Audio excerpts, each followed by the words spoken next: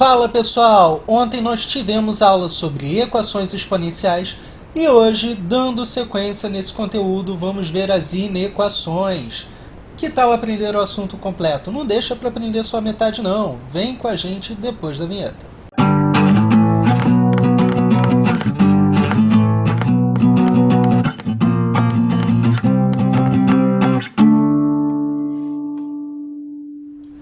Olá pessoal, bem-vindos à nossa aula sobre inequações exponenciais. Na aula passada aprendemos a resolver as equações e agora vamos trabalhar um pouco com as inequações. Pessoal, já que a equação tem um sinal de igual, a inequação terá um sinal de menor ou de maior. Temos aqui então alguns exemplos. 3 elevado a x menor que 81, meio elevado a x maior do que meio elevado a 10, e 2 elevado a 2x mais 2 menos 0,75 vezes 2 elevado a x mais 2 menor do que 1. O que todas essas inequações têm em comum? Em todas elas, a incógnita está no expoente, ok? Então vamos aprofundar um pouquinho nesses exemplos. No primeiro exemplo, nós temos 3 elevado a x menor do que 81. Bom, pessoal, da mesma maneira que fazemos na equação exponencial, nós temos que converter para a mesma base. 81 é potência de 3, ele pode ser escrito como 3 elevado à quarta. E aqui, uma vez que as bases são iguais, basta eu comparar os expoentes, tá certo? Então aqui nós temos x menor do que 4. A grande diferença da inequação para a equação, seja ela exponencial ou não, é que na inequação nós não temos uma solução única. Nós temos um conjunto solução, ok? Então aqui o conjunto solução é todo x real, ou seja, todo número real, desde que esse número seja menor do que 4. Então, a equação também tem um conjunto solução, só que esse conjunto solução geralmente é formado por valores finitos. E aqui na inequação, repare que x menor do que 4, eu tenho infinitos valores que satisfazem a ela, ok? Vamos então para o segundo exemplo, 1 meio elevado a x menor do que 1 meio elevado a 10. Eles já estão na mesma base, então basta eu comparar os expoentes. Só que aqui tem um detalhe muito importante. 1 meio é um número entre 0 e 1, e isso vai fazer uma diferença fundamental na nossa inequação. Aqui, o nosso x vai ser maior do que 10 e não menor.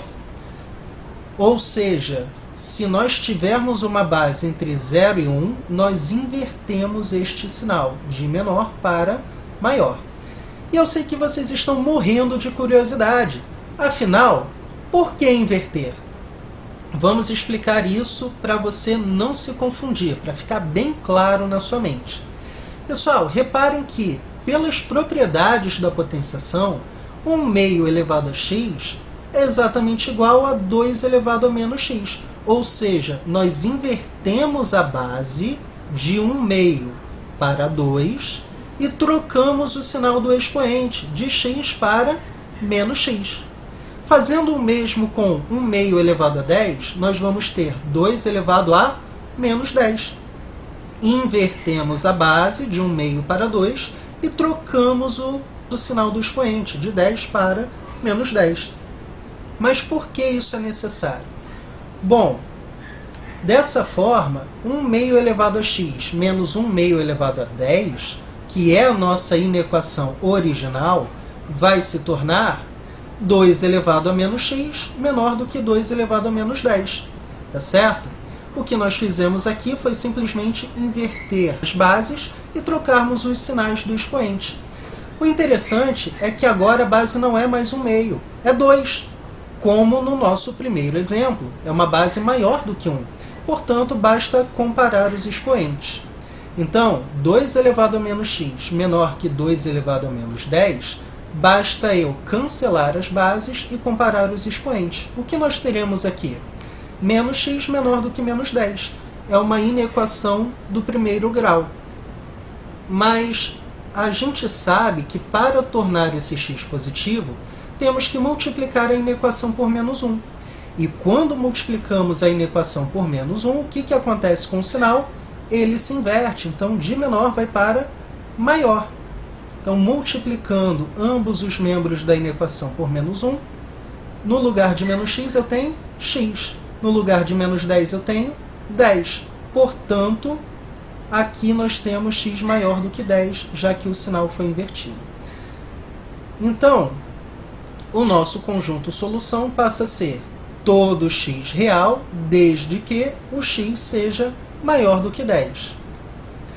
Pessoal, vamos então resumir essas duas propriedades, tá? Porque elas são a base para que você compreenda qualquer exercício de inequação exponencial. Primeiro caso, se a base for maior do que 1, o que nós fazemos? Mantemos o sinal, ou seja, se este sinal é de menor, ele vai continuar sendo um sinal de menor. Então, 3 elevado a x menor que 3 à quarta nos dá x menor do que 4. Por outro lado, se a base estiver entre 0 e 1, eu não preciso inverter a base como nós fizemos anteriormente. Nós só invertemos a base para mostrar para vocês o porquê da inversão do sinal. Mas aqui podemos aplicar a regra direto.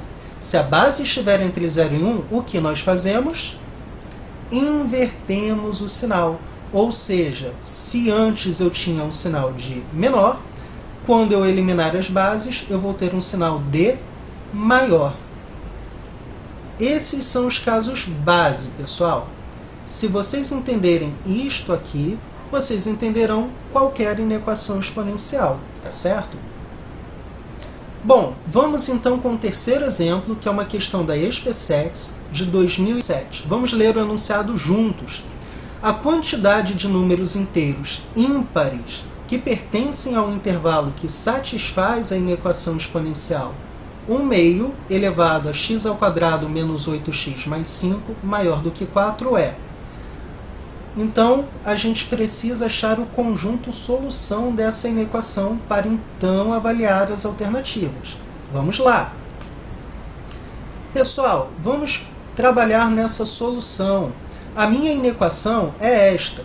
Como nós vimos no primeiro exemplo, o que é necessário que se faça aqui? Isso mesmo, nós temos que igualar as bases.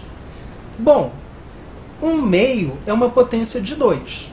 4 também é uma potência de 2. Então, eu vou usar a base 2 como intermediária. Vou converter tanto o primeiro membro quanto o segundo membro para a base 2.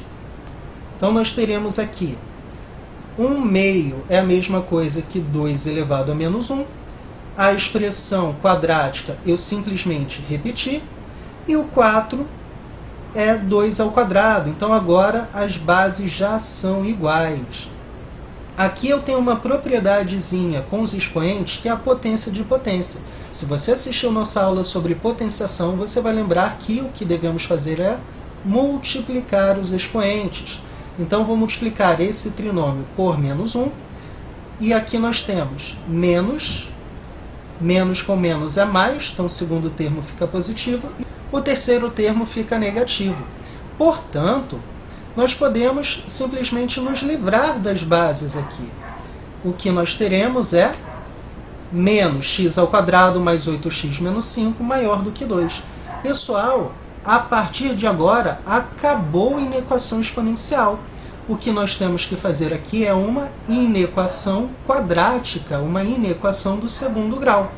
Reparem como tanto as equações quanto as inequações exponenciais são resolvidas no momento em que você cancela a base e lida somente com os expoentes. A partir daí, tanto a equação exponencial quanto a inequação exponencial passarão a se tratar de um outro assunto, ok? Então é bastante importante que você identifique onde está a sua dúvida. Se a sua dúvida estiver desta linha para trás, então a sua dúvida, de fato, é sobre inequação exponencial, sobre potenciação, propriedades de potência.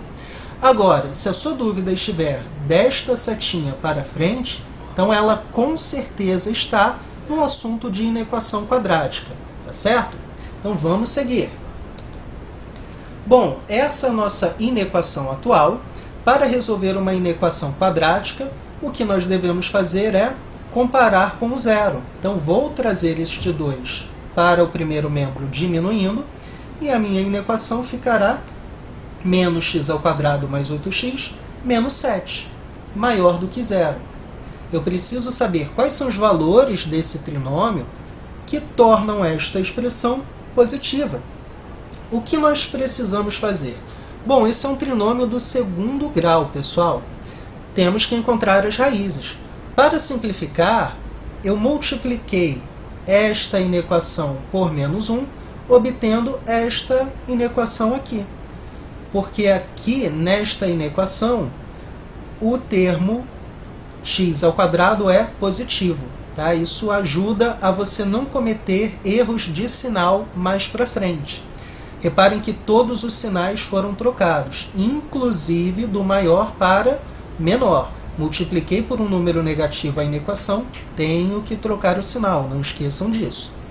Pessoal, para achar as raízes desse trinômio, temos várias ferramentas. Uma delas é a soma e o produto.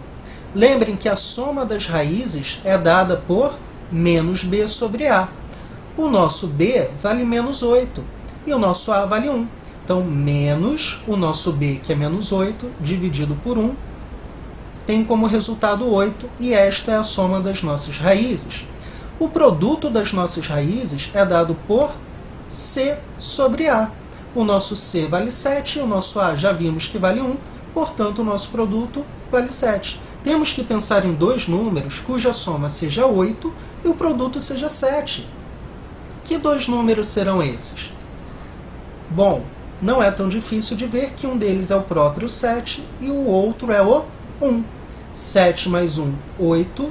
7 vezes 1, 7. Então essas são as nossas raízes, tá certo? O método da soma e produto, de fato, é um método de cálculo mental. Mas, se você não conseguir resolver por soma e produto, então você pode recorrer à fórmula de Bhaskara, por exemplo. Agora, vamos fazer o estudo do sinal do nosso trinômio. O nosso trinômio, x ao quadrado menos 8x mais 7, nós já vimos que ele tem as raízes 1 e 7. Além disso, o gráfico desta função é uma parábola com a concavidade para cima. Então, o gráfico ficará desta forma.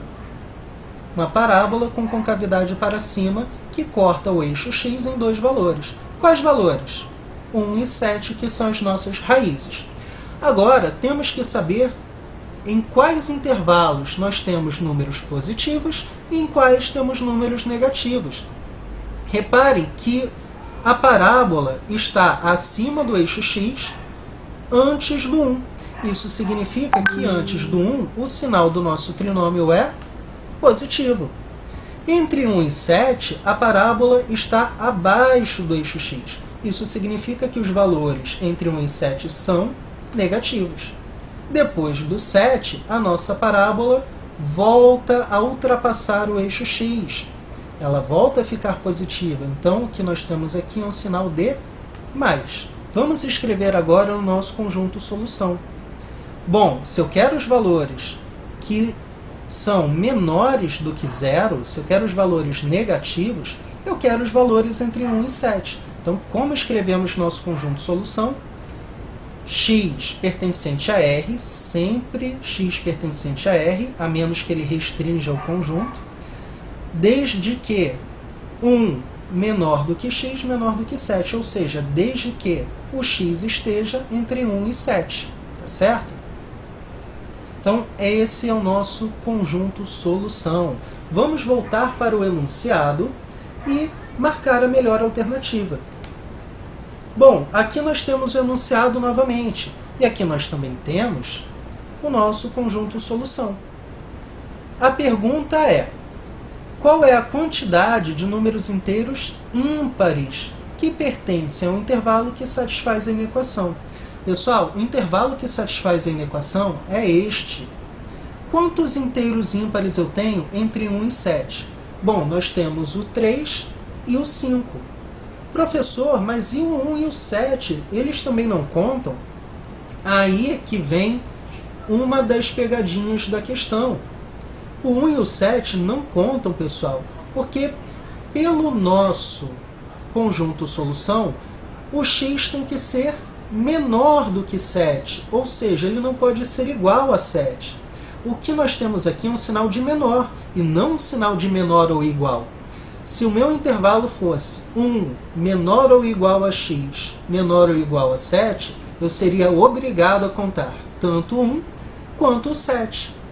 Mas, já que o sinal é de menor e não de menor ou igual, então nós temos que excluir os extremos, ok? Isso é muito importante. Reparem que, resolvendo da maneira correta, nós temos a solução formada por 3 e 5. Dois números ímpares nos dá a letra B e ela é a correta. Se nós cometêssemos esse erro de contar tanto 1 quanto 7, nós marcaríamos a opção D, que é uma opção errada. Então, muito cuidado com isso. Ok, pessoal? Então, no vídeo de hoje, nós estudamos as inequações exponenciais e vimos que uma questão, mesmo uma questão de concurso como o da SpaceX, que não é um concurso simples, ainda assim a questão é puramente conceitual. E logo nas primeiras linhas, nós nos livramos da parte exponencial dela e passamos a lidar com uma inequação quadrática. Muito importante que vocês identifiquem onde está a dúvida de vocês, se efetivamente é na inequação exponencial ou se é em algum outro ponto da resolução. Isso vai fazer com que você otimize o seu tempo de estudo, identificando imediatamente onde está a sua dificuldade. Espero que vocês tenham gostado do vídeo de hoje. Pessoal, comentem aí suas dúvidas para que a gente possa auxiliar vocês da melhor maneira. Grande abraço e até a próxima!